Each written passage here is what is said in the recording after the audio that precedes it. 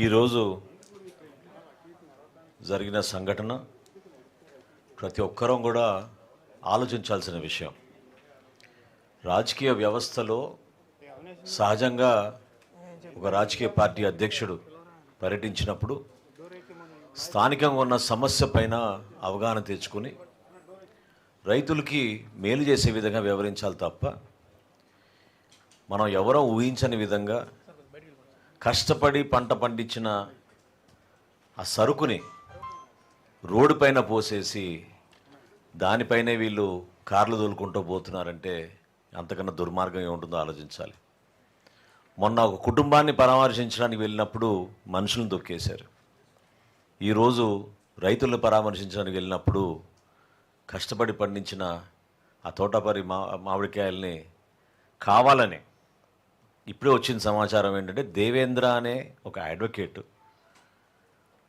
తుమ్మలపాలెం నుంచి ఈ 5 లోడ్ల ట్రాక్టర్ సరుకు అక్కడ లోడ్ చేయించి దీనికి ఒక రిహర్సల్ చేసి జగన్మోహన్ రెడ్డి గారి వాహనం వచ్చినప్పుడు నా ఇన్స్ట్రక్షన్స్ మేరకు ఇవి రోడ్డు పైన మీరు వేయాలని చెప్పి 2 ట్రాక్టర్ డ్రైవర్లు AP03 TB54332 మొయ్యుద్దీన్ అక్బర్, అదేవిధంగా AP03AA2313 ఉదయ్ కుమార్ కిలారి, వీళ్ళిద్దరు కూడా పోలీస్ కస్టడీలో ఉన్నారు.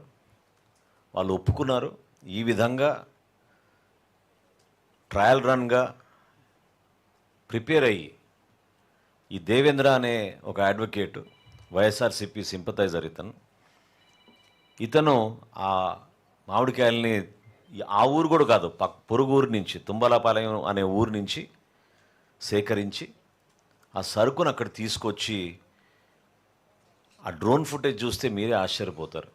ఏ విధంగా పకడ్బందీగా ప్లాన్ చేసి ఇందాక అచ్చెన్నాయుడు గారు చెప్పినట్టు చీమల్లాగా ఆ మ్యాంగో తోట నుంచి ఆ 5 ట్రాక్టర్లు తీసుకొచ్చి రోడ్డు పైన సరుకు వేయడం అనేది అసలు ప్రధానంగా రాష్ట్ర ప్రజలు ఆలోచించాల్సింది ఏంటంటే లా అండ్ ఆర్డర్ సమస్య సృష్టించడానికి కోసమే ఈ కార్యక్రమాలు చేస్తున్నారు.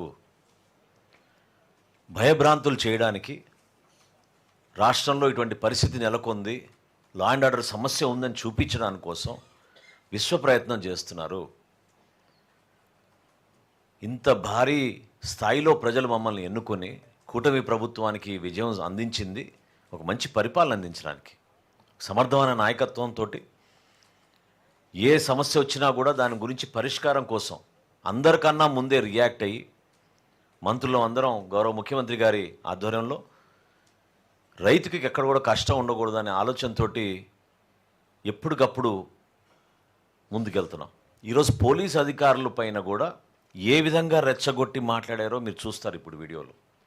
అక్కడున్న డిఎస్పి గారు శ్రీనివాస్ అనే అతను కింద పడిపోతే ఆయన్ని తొక్కి వీళ్ళు ముందుకు వెళ్ళిపోయారు, గాయాలైనాయి.